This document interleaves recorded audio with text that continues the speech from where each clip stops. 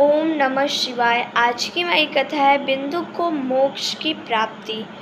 देखिए, मैंने आपको पिछली कथा में सुनाया कि किस प्रकार चंचुला पार्वती जी की सखी हो गई। तो ऐसे ही वो सखी बनी, कुछ दिन तक रही पार्वती जी के पास। एक दिन वो पार्वती जी के पास आई और उसने पार्वती जी को प्रणाम किया चंचुला ने, और प्रणाम करके पार्वती जी की स्तुति की। कहा, हे गिरजानंदी, आप बहुत ही महान हैं, तीनों शक्तियों की देवी हैं। ब्रह्मा, विष्णु, महेश, ये सब आपसे छोटे हैं। हे पार्वती जी, आप ही हैं, पालन करना और बनाना, संहार करना सब आपके वश में है। आप ही सबको शक्तियाँ देती हैं। मैं आपको नमस्कार करती हूँ। पार्वती जी ने कहा कि मैं तुम्हारी स्तुति से बहुत प्रसन्न हुई। तुम जो वर मांगना चाहो मांगो।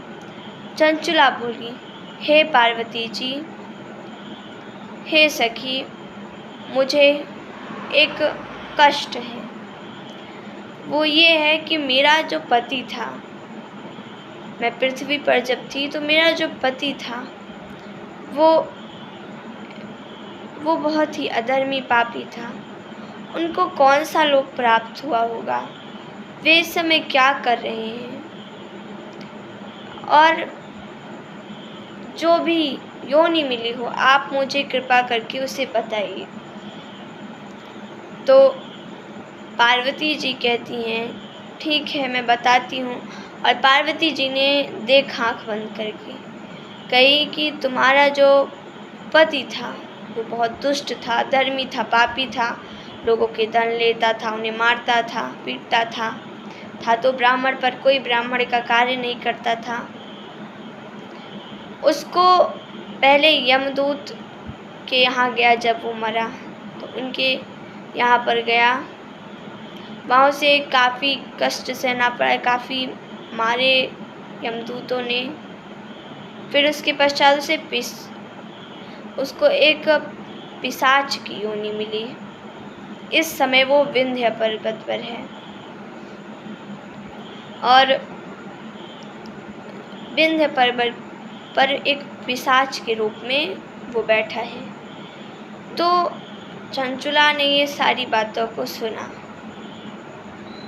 तो वो बहुत ही परेशान हो गई, और परेशान होकर चंचुला ने बोला पार्वती जी से, हे देवी, आप मुझे बताइए कि मेरे पति किस प्रकार से इस पिशाच योनि से मुक्त होंगे। मैं नहीं चाहती कि मैं सुख में रहूं और वो पिशाच बन के रहें। आप कृपा करके मुझे बताइए कि वे कैसे इस योनि से छुटकारा पाएं। पार्वती जी कहती हैं, एकमात्र उपाय है, अगर तुम्हारे पति श्री शिव महापुराण की कथा को सुनेंगे तो अवश्य वो इस योनि से मुक्त हो जाएंगे। पार्वती जी ने जब इस प्रकार से कहा तो चंचुला बोली कि कौन सुनाएगा इस कथा को, और किस प्रकार से मैं कथा सुनूं और वो भी सुने। आप मुझे बताइए, वे पिशाच है, वे कथा सुनना नहीं चाहेंगे और कोई ऐसे आसान से बता नहीं सकता। आप मुझे इसकी व्यवस्था कीजिए कि वे कैसे कथा सुनेंगे। तो कहती हैं पार्वती जी, ठीक है, मैं करती हूँ। और वे एक गंधर्वराज तंबुरु को बुलाती हैं और कहती हैं कि तुम्हें इनके पति को कथा सुनानी है। वे इस समय पिशाच योनि में है विंध्य पर्वत पर, और तंबुरु जाते हैं और साथ में पार्वती जी ये भी कह के भेजती हैं कि अगर तुम वहाँ गए, उन्हें कथा श्रवण के बाद उन्हें मुक्ति हो जाएगी, तो उन्हें आदरपूर्वक भगवान शिव के पास लाना।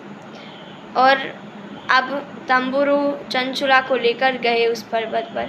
वहाँ पर वो जो पिशाच था, बिंदु जो पिशाच योनि में था, वो बहुत ही परेशान कर रहा था। कभी रोने लगता, हंसने लगता, अजीबोगरीब कारनामे करता, वो कभी गायब हो जाता, कभी प्रकट हो जाता। इस प्रकार से कर रहा था। तो तंबुरू ने उसको अपने पास में बांधकर उसको एक सिंहासन पर बिठा लिया। अब दूर दूर इसका प्रचार हो गया कि गंधर्वराज स्वयं श्री शिव महापुराण की कथा को कहेंगे। तो बहुत सारे देवता और ऋषि मुनि वहाँ इकट्ठा हो गए और तंबुरू ने चंचुला को और उसके पति जो पिशाच योनि में था बिंदुक को इस पावन श्री शिव महापुराण की कथा को सुनाया और सुनकर उसका पति पिशाच योनि से मुक्त हो गया और एक सुंदर विमान आया। तंबुरू चंचुला और उसके पति बिंदु को लेकर शिवलोक को आ गया।